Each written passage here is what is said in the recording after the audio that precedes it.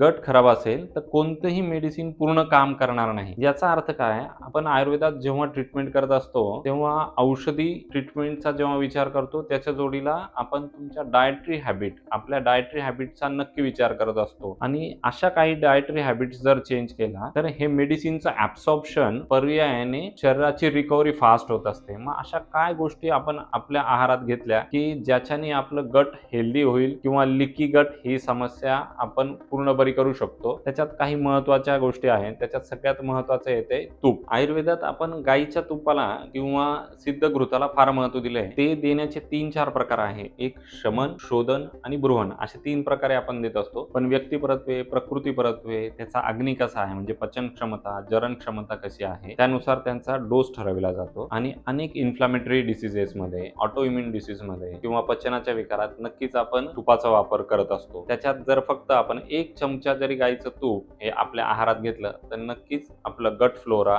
गट मायक्रोबियोटा चांगलं होण्याला मदत होते.